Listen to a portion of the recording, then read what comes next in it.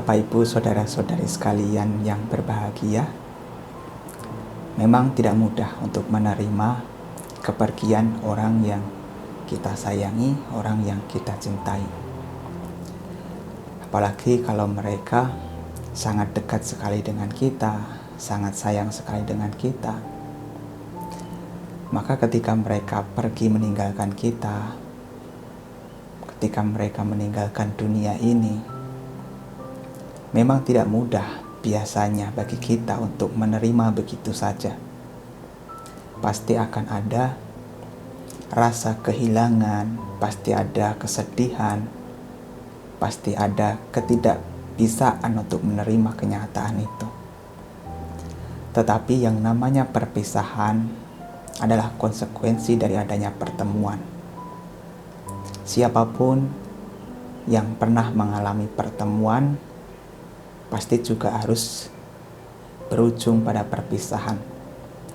Entah dikehendaki atau tidak, yang namanya perpisahan adalah konsekuensi dari adanya pertemuan. Siapa yang pernah dipertemukan pasti juga akan mengalami perpisahan. Nah, memang berpisah dengan orang yang sangat kita cintai adalah penderitaan. Dikatakan bahwasanya Piyehi payogo duko, berpisah dari orang yang kita cintai adalah penderitaan. Apiyehi sampayogo duko, bertemu atau berkumpul dengan orang yang tidak kita sayangi juga merupakan penderitaan. Tetapi hal yang perlu kita sadari, yang harus kita ingat, bahwasanya perpisahan ini adalah konsekuensi yang siap atau tidak siap harus kita hadapi, harus kita terima dengan lapang dada.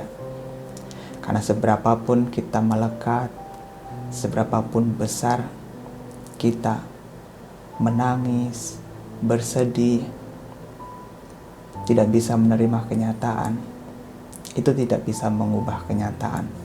Yang namanya orang yang sudah meninggal pasti tidak bisa dihidupkan kembali.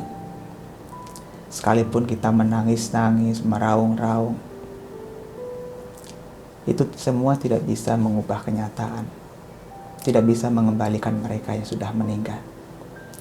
Nah, Sang Buddha memberikan nasihat kepada kita. Nahirunang wasoko wa yawanya paridewana natang peta namataya ewang titanti nyatayo. Kesedihan, ratap tangis, serta apapun bentuknya itu, segala bentuk ratapan tersebut tidak akan bermanfaat bagi mendiang atau bagi orang yang sudah meninggal. Tetapi demikianlah kebiasaan para sanak keluarga yang ditinggalkan. Nah, sebenarnya ratapan, tangisan, kesedihan itu tidak akan bermanfaat bagi orang yang sudah meninggal. Lantas apa yang perlu dilakukan kalau kita ditinggal oleh orang yang kita sayang, orang yang kita cintai, atau orang yang sangat dekat dengan kita meninggalkan kita, meninggal dunia? Apa yang perlu kita lakukan? Yang perlu dilakukan adalah berbuat baik atas nama mereka, atau kita melakukan hal-hal yang baik, hal-hal yang bermanfaat, kemudian kita limpahkan atau salurkan jasa kebajikan yang sudah kita lakukan tersebut kepada mereka yang sudah meninggal. Karena kebajikan-kebajikan yang kita lakukan inilah sesungguhnya yang memberikan manfaat. Bukan ratapan, bukan tangisan, bukan kesedihan. Seberapapun besar kesedihan yang kita alami,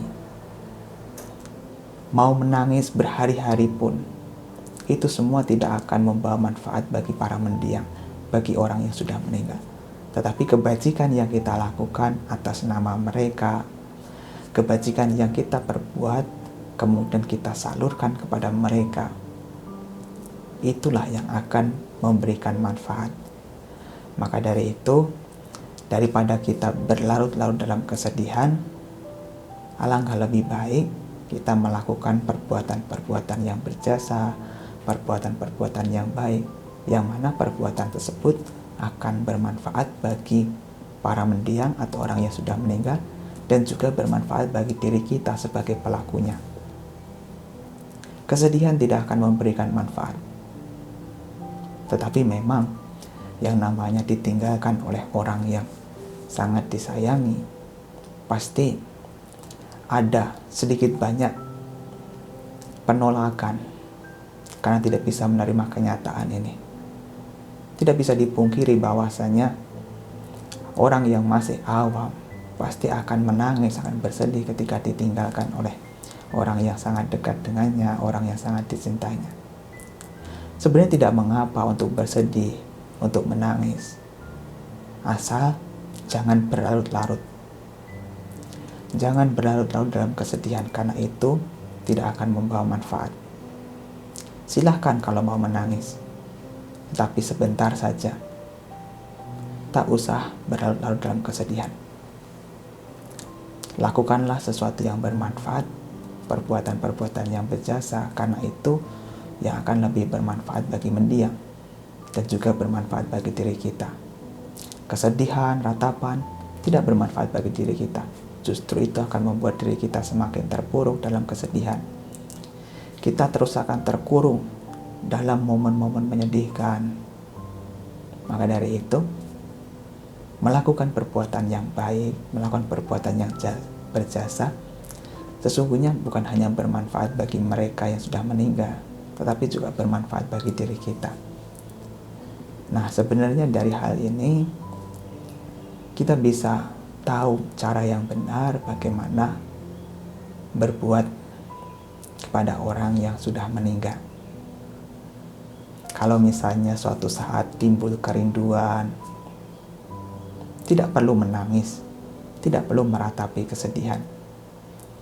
Lakukanlah perbuatan yang baik, perbuatan yang berjasa, bisa membantu orang yang membutuhkan, bisa membantu ke panti asuhan, mendukung kebutuhan para biku, membantu pembangunan wihara, atau apapun itu, perbuatan-perbuatan yang berjasa, itu dilakukan dan kemudian dilimpahkan kepada mereka yang sudah meninggal.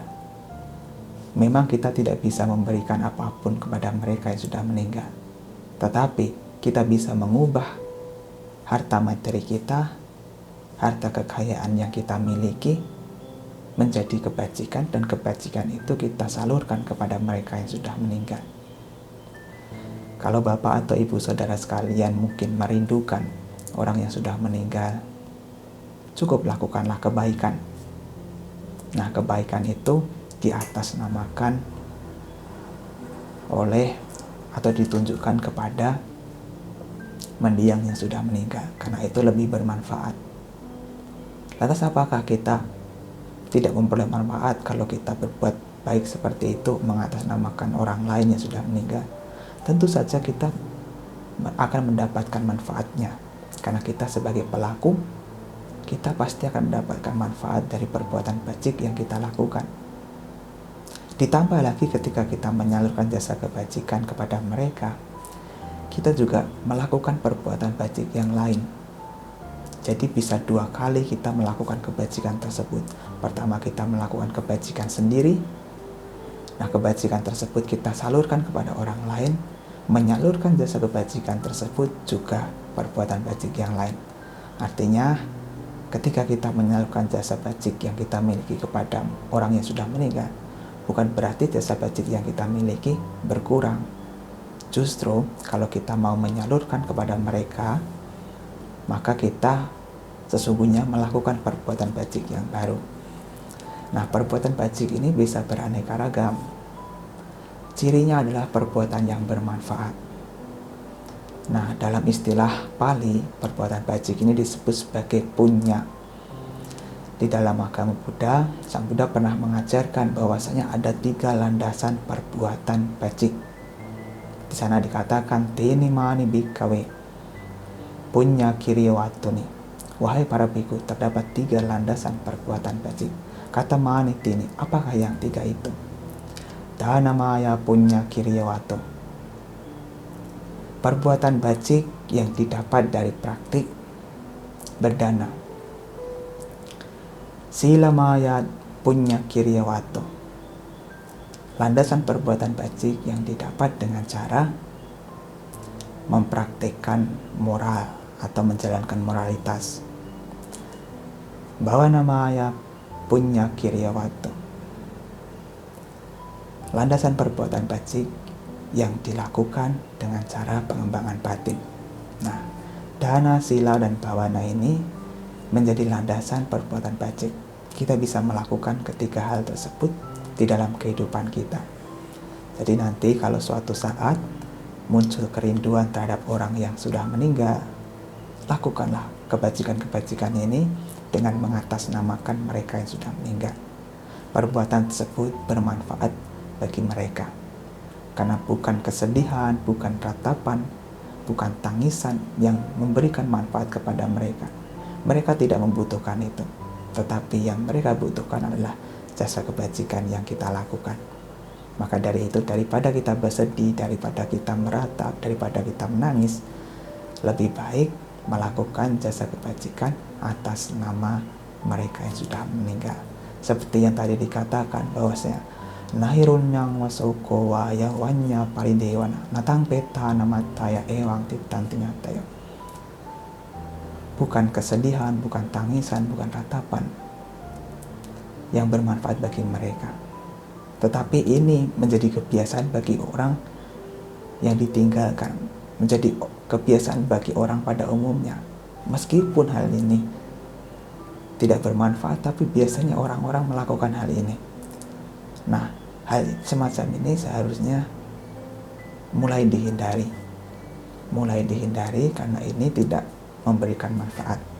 Setelah menyadari hal ini, maka kita akan lebih memilih melakukan perbuatan-perbuatan yang bajik agar apa yang kita lakukan nanti bermanfaat bagi mendiang dalam waktu yang lama. Maka juga dikatakan dalam sutta tersebut,